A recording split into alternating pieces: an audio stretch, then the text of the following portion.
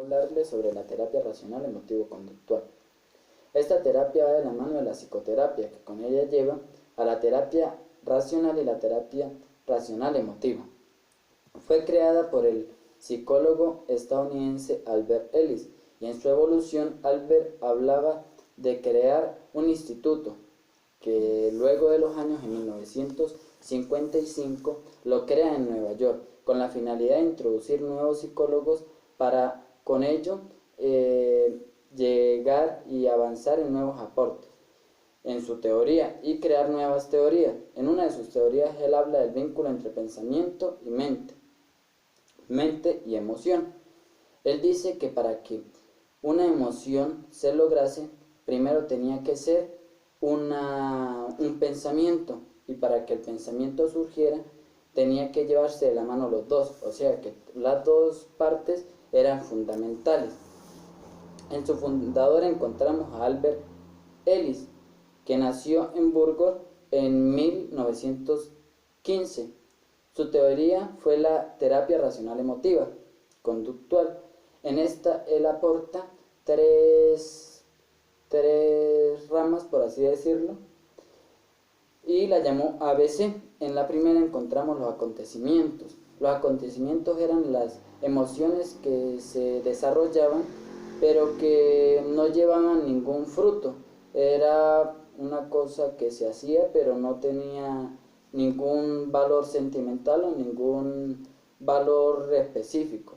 En la B encontramos las creencias, que eran las cosas que ellos creían pero no desarrollaban, o que se habían desarrollado pero no se volvieron a hacer, o sea, tan solo fue o en el pasado o una creencia no exacta. Y en la C encontramos las consecuencias, que ahí encontramos las acciones, las emociones y los pensamientos de la persona. Es decir, eran las cosas que se hacían o no se hacían, ¿verdad? Eran las cosas que se desarrollaban de gran punto pero no tenían gran validez, pues. En la terapia conductual en niños y adolescentes hablaba Albert que en el desarrollo de la terapia era un poco más complicado, porque los niños no eran exactos, los adolescentes no eran exactos, y pues que su forma de ser en los niños y su forma de ser en los adolescentes era perjudicial a un método de investigación. Es decir, todo iba a cambiar, depende de la persona y depende de los conocimientos que el niño tuviese.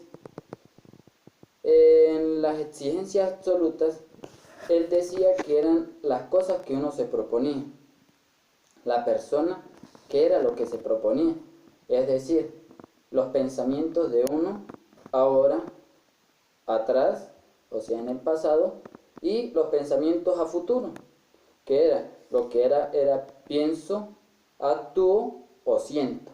Él desarrollaba una fase que era si lo hacía o no lo hacía, si corría el riesgo o no corría el riesgo. Era como decir las emociones que íbamos a tener en el futuro, pero no las habíamos desarrollado, por así decirlo. Las creencias irracionales también se habla de los fundamentos, de que eran unas creencias que no tenían validez, o sea, eran creencias que sustituían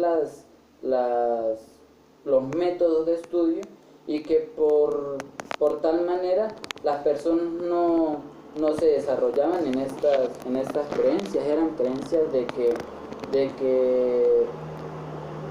por así llamarlo, no tenían validez en el método de encontrarse en una situación. En las distorsiones cognitivas encontramos las cosas que, por así llamarlo, se ven bien a vista de personas que no valoran un poco. O sea, en estas distorsiones cognitivas entran los que son las drogas, el alcohol, sexo irresponsable y varias cosas, pues.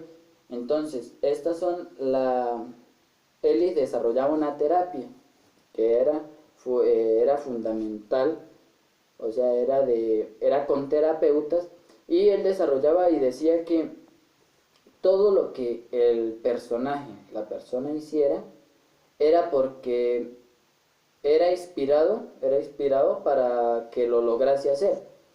Y pues que no tenía como así decirlo, gran avance en su estado. En la relación con la terapia cognitiva de Brecht era un grupo de psicólogos, un grupo de psicólogos aliados a TREC, la terapia racional cognitiva. Era un grupo de psicólogos que estaban en favor y en contra de Albert Ellis. O sea, ellos decían que todo iba de la mano, pero habían cosas que no estaban bien estructuradas para ser ciertas, ¿verdad? En la psicopatología era el estudio de Albert, el estudio que él realizaba a los estudiantes, a las personas, a las familias que iban a su instituto. En esta, él desarrollaba una técnica que eran las comparar emociones de familias, entre familias y de personas que no tenían gran pensamiento.